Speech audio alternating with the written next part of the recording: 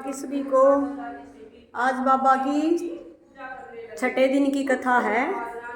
6 दिन हो गए कथा करते हुए। कथा बाबा की दया है बहुत अच्छी चल रही है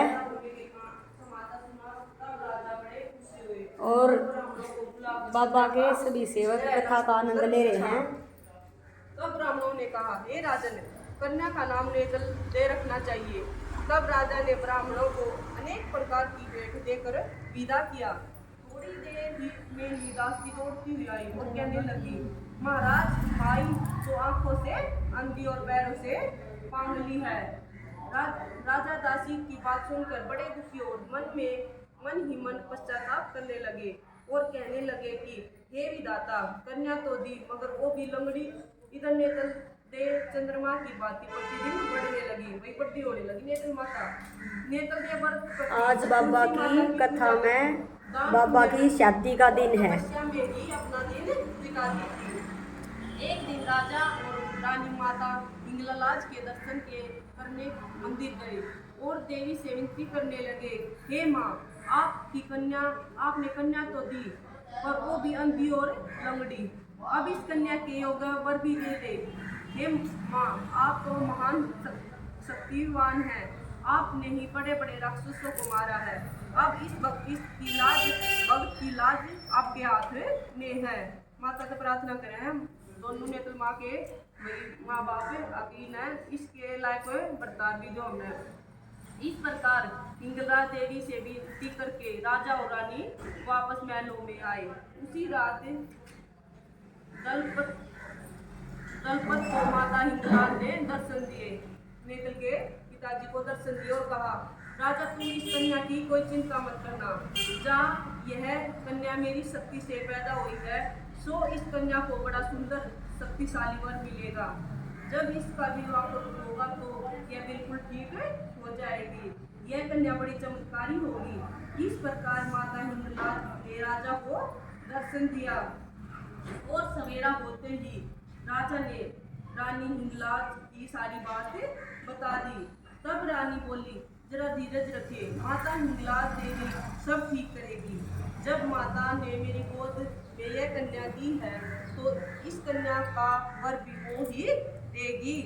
हमें पूर्ण आशा है, हमारा यह दुख देवी हिंगला माता ही मिटाएगी। रानी के ऐसे वचन सुनकर राजा दरबार में पधारे। दरबार खचाखच भरा था। उस दिन दरबार में भगवान श्री रामदेव जी के चमत्कार की चर्चा चल रही थी।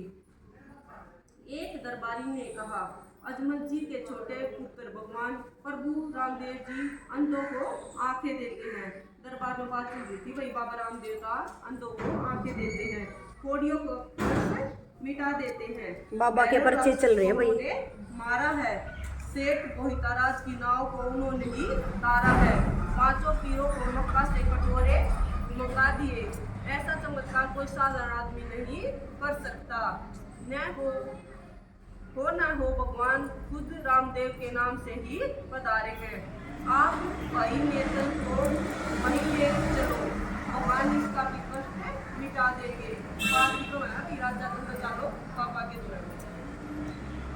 दरबारी की बात सुनकर राजा दलपत जी महलों में पधारे और रानी को सारी बात बताई। तब रानी बोली, नेतल दे तो पहले से ही सुबह सुबह श्री रामदेव जी का नाम लेती रहती हैं, उन्हें के नाम से माला फेरती रहती हैं, श्री रामदेव जी के नाम का पूजन करती हैं। अगर आप हुक्म दे तो नेतल से पूछ ले कि आपकी शादी रुनीचा कर दी जाए। तब राजा ने कहा, कुछ दिन में जोशी को रुनीचा भेज देंगे, हम पंडित जी को भेज देंगे रुनीचा। इतना कहकर दलपत जी अपने बड़े पुत्र के साथ कहीं बाहर चले गए। उसी रात दलजीन के छोटे पुत्र को एक भयंकर काले नाग ने डस लिया। तब राजकुमार मूर्छित होकर गिर पड़ा। नाग के काटने की खबर सारे महल में फैल गई। तब रानी दौड़ी दौड़ी आई और अपने पुत्र को गोद में लेकर रोने लगी। देवी देवताओं को याद करने लगी। तब भी सर्प का जहर कम नहीं हुआ। वेद और जहर उतारने वालों को बुलाया मगर सब कोशिशें बेकार गई। यह खबर बाई नेतल दे को मालूम पड़ी। कि मेरे भाई को सर्प ने डस लिया है, सांप ने काट लिया है। मेरा भाई मरण से यहाँ पर पड़ा हुआ, मेरा भाई मरण हो रहा है। तब नेतलदे ने कहा, मुझे भी मेरे भाई के पास ले चलो, मैं भी तो मेरे भाई के दर्शन कर लूं। नेतलदे को साथ लेकर उसी वक्त सब लोग महलों में आए और देखा कि माताजी अपने पुत्र को गोद में लिए हुए रो रही है।